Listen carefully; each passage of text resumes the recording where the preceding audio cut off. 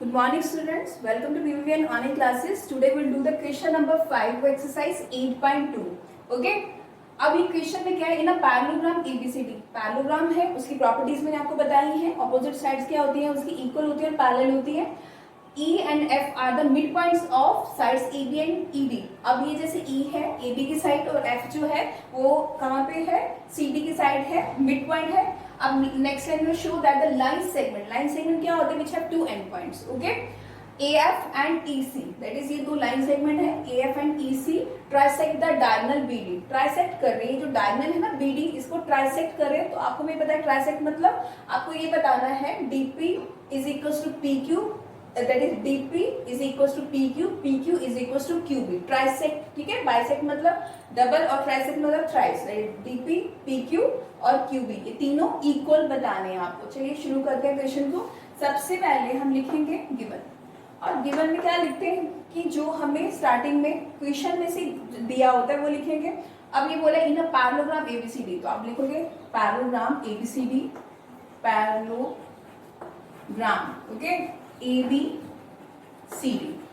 और क्या दिया है, E and F are the mid points of sides AB and CD। ये भी लिखना पड़ेगा, E and F are mid points. Okay, so mid point of sides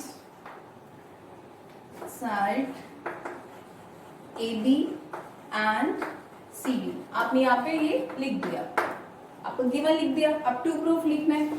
आप बोर्ड के एग्जाम्स भी होते हैं, उसमें भी आपको ये जो गिवन, टू प्रूफ, कंस्ट्रक्शन की इनके 1.5 नंबर मिलता है आपको, ठीक है। स्टेप मार्किंग चलती है, तो उस हिसाब से आपको हाफ नंबर, मतलब ये अगर किसी बच्चे ने गिवन, टू प्रूफ और कंस्ट्रक्शन लिखे तो उनको 1.5 नंबर मिल सकता है। सो टू प्रूफ क्या लिखेंगे, आपको ये बताना है कि DP is equals to PQ is equals to QB। आपको ये बताना है। ट्राइसेक्ट का मतलब मैंने आपको स्टार्टिंग में बता दिया था। सो अभी आपने कंस्ट्रक्शन तो कुछ नहीं करी है, बिकॉज यहाँ पे तो डायग्राम आपको गिवन था। अब प्रूफ पे चलते हैं। प्रूफ, ठीक है। सो यू नो दैट कि ABCD इज अ पैरेललोग्राम। आप लिखिए ABCD इज अ पैरेललोग्राम, ये एक पैरेललोग्राम, ठीक है। और पैरेललोग्राम की ऑपोजिट साइड्स क्या होती है, इक्वल होती है। सो AB आप ऐसे लिखेंगे, AB is parallels to CD, ठीक है। AB जो CD के पैरेलल हुआ, और यहाँ पे रीजन दे दो, opposite sides of opposite sides of parallelogram, ठीक है। मैंने लिख दिया ये ऑपोजिट साइड्स है पैरेललोग्राम की। उसके बाद, ठीक है, आपको तो अगर AB और CD पैरेलल हैं तो also you can say that कि जो AE है, AE, और वो भी किसके पैरेलल होगा, FC के। AE भी तो FC के पैरेलल होगा ना, ठीक है। अब मुझे जो क्वेश्चन है वो देखो, ऑब्वियसली कुछ पहले जब क्वेश्चन समझते हैं थोड़ा सा टाइम लगता है कि क्या बोला है, ठीक है। और ऐसा तो है नहीं है कि आप अगर प्रैक्टिस नहीं करोगे तो आपको एकदम ही क्वेश्चन याद आएंगे। एक बार करना पड़ता है, सोचना पड़ता है क्वेश्चन में क्या कहा गया है, फिर ही शुरू होते हैं। ओके, सो आपने ये लिख दिया कि ये AE और ये जो FC है ये भी पैरेलल है। और आपको ये पता है कि AB जो है वो CD के इक्वल भी है, क्योंकि पैरेललोग्राम की ऑपोजिट साइड्स भी तो इक्वल होती है। यहाँ पे भी आप रीजन लिख दीजिए, opposite sides of parallelogram are equal, ठीक है। रीजन देना बहुत जरूरी है, अगर ये रीजन नहीं लिखते हो तो इसके नंबर भी डिडक्ट होते हैं। चलिए आपने ये लिख दिया यहाँ पे, ठीक है। अब मैं यहाँ पे लिखती हूँ। अब ये देखो, अगर आपने यहाँ पे तो बताया गया है कि E और F जो है वो क्या है, मिड पॉइंट है।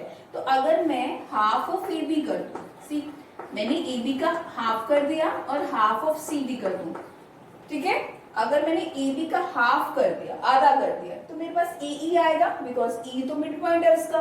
तो मैंने क्या लिखूंगी यहाँ पे, ये कितना आएगा मेरे पास, AE। समझ आया ना मिड पॉइंट क्या होता है। अब इसके बाद अगर मैं ये पूरा CD है, पूरी लाइन सेगमेंट CD है, CD का अगर मैं आधा कर दूंगी, ठीक है, तो मेरे पास क्या आएगा, FC तो ये आएगा, ठीक है। तो ये कितना आएगा, which is equal to FC, ठीक है। आई होप आपको ये समझ आया होगा मैंने इसमें क्या करा है, क्योंकि ई और एफ मिड पॉइंट है, तो अगर ये पूरी लाइन है तो अगर ये इसका मिड पॉइंट है तो इट मीन्स दैट ये कितना होगा आपका ए ई तो होगा ना आपका, हाफ ऑफ ए भी करेंगे तो ए ही होगा या ये होगा, और ये चाहिए नहीं था तो मैंने ए ई इसको बता मुझे, क्योंकि मुझे ये जो है ना ये वाला, मैं इसको एक बार शेडिंग कर रही हूँ, इसको मुझे पैरेललोग्राम प्रूफ करना है, इसलिए मैंने ए ई और एफ सी लिया। ओके, अब सुनिए यहाँ पे आपने बता दिया, आप लिख दीजिए यहाँ पे देयरफॉर ए ई से, आपने स्टार्टिंग में ये बताया है कि ए ई जो है वो एफ सी के पैरेलल है, और आपने ये भी बताया कि ए ई जो है वो एफ सी के इक्वल है। तो जब पैरेललोग्राम हम प्रूफ करते हैं तो हमें बताना क्या होता है कि अगर कोई भी क्वाड्रिलेटरल है तो उसकी अपोजिट साइड्स इक्वल और पैरेलल बता देते हैं, तो हम ये क्या बताते हैं कि वो एक पैरेललोग्राम है। तो मैंने तो ये चीज यहाँ पे कर दिया ना, मैंने ये बता दिया कि ए ई और ये एफ सी ये पैरेलल भी है और ए ई और एफ सी दोनों इक्वल भी हैं, तो इट मीन्स दैट ये एक पैरेललोग्राम हो गया। So then you can say that therefore A E F C, that is A E F C is a parallelogram. Okay, that is parallelogram. चलिए, अब ये तो आपने पैरेललोग्राम बता दिया, अब हम यहाँ पे करेंगे। चलिए, बट क्वेश्चन तो पूरा हुआ ही नहीं है अभी, बिकॉज मुझे तो ये बताना है कि BP is equal to PQ, PQ is equal to QB। Okay, यहाँ तक करेंगे, उसके बाद आगे चलते हैं। अब मैं क्या करूंगी, यहाँ पे मैं ट्रायंगल्स लूंगी। मैंने यहाँ पे ये ट्रायंगल ले लेती हूँ। ओके, मैं ये वाला यहाँ पे एक बार मैं थोड़ा इसको डार्क कर रही हूँ ताकि आपको कंफ्यूजन ना हो।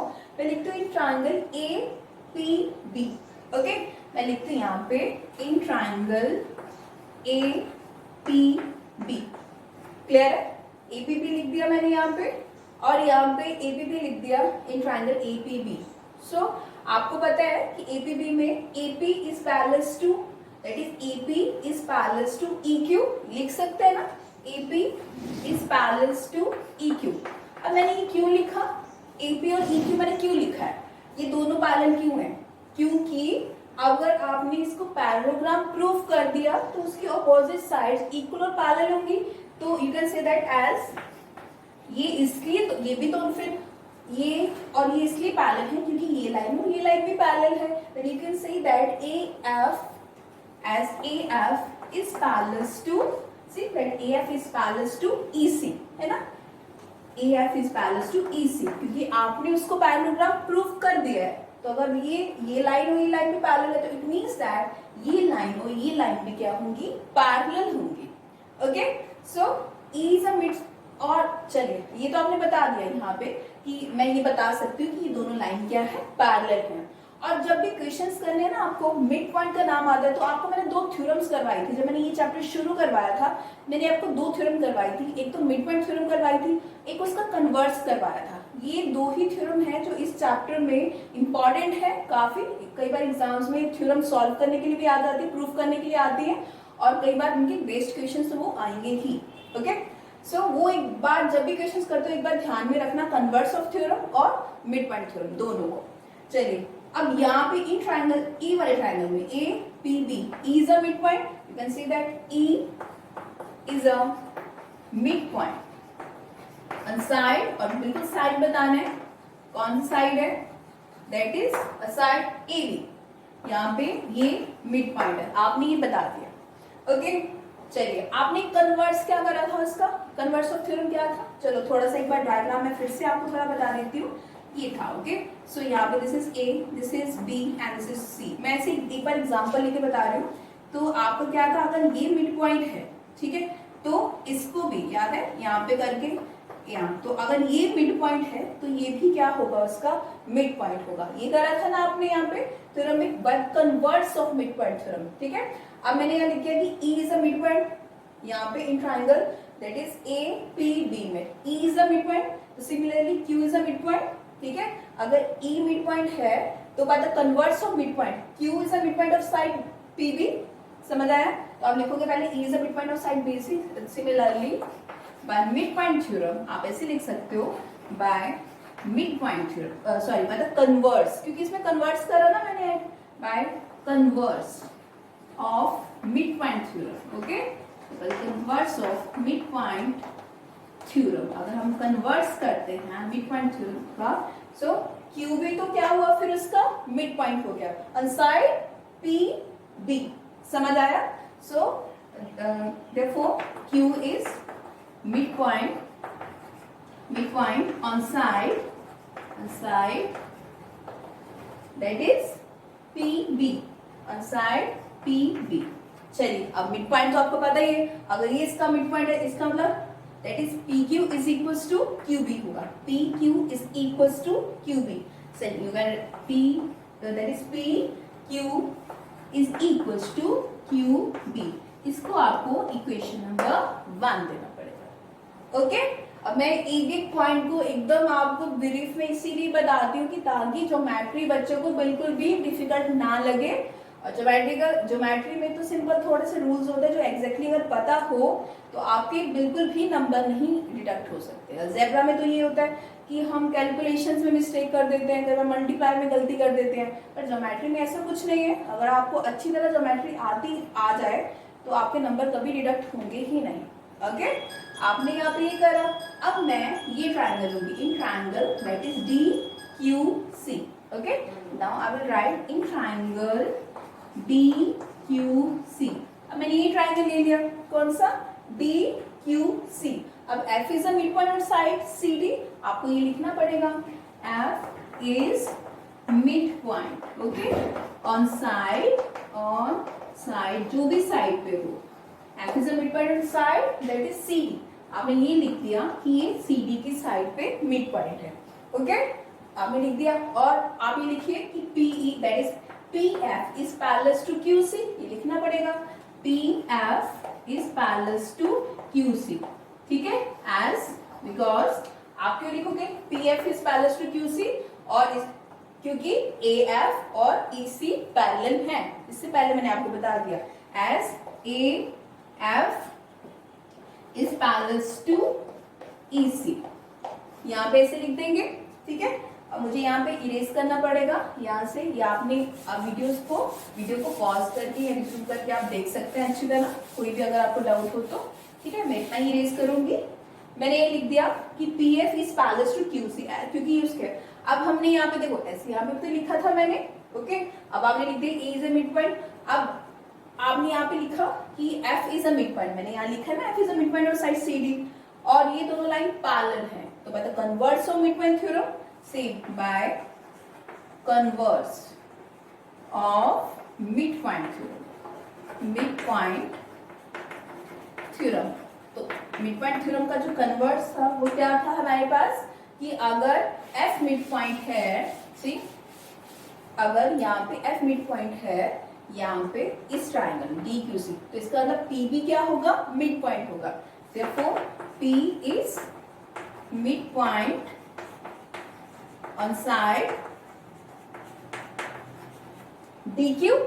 DQ लिखेंगे ना यहाँ पे, लिख दिया हमने. तो इसका मतलब अगर यहाँ पे ये जो P है ये मिड पॉइंट है DQ साइड पे, तो आप ये लिखोगे DP is equals to PQ. इसको इक्वेशन नंबर सेकेंड ले लीजिए, लिख दिया आपने यहाँ पे. अब देखिए, अब इसको फर्स्ट को नाम दिया था, इसको मैंने फर्स्ट दिया था और इसको सेकंड दिया. अगर देखिए from 1 and 2, from 1 and 2, from हम 1 and 2 देखेंगे तो ये क्या देखेंगे यहाँ पे, ये जो PQ है वो QB के इक्वल है और PQ DP के इक्वल भी है. तो ये आज को ऐसे लिख सकते हैं ना, is equal to DP is equal to PQ and PQ is equal to QB. तो आपको यही प्रूव करना था कि show that the line segment AF and EC trisect the diagonal BD. तो आप लिख सकते हो यहाँ पे ये जो है लाइन है, ये जो डायगोनल है उसको क्या कर रही है? ट्राइसेक्ट कर रही है. ओके, तो ये क्वेश्चन एक ही करेंगे क्वेश्चन, ताकि आपको कोई भी क्वेश्चंस में कंफ्यूजन ना हो. और ये जो क्वेश्चन है एक क्वेश्चन होगा, आप अच्छी तरह समझ के अपनी कॉपी में करना. Okay, thank you.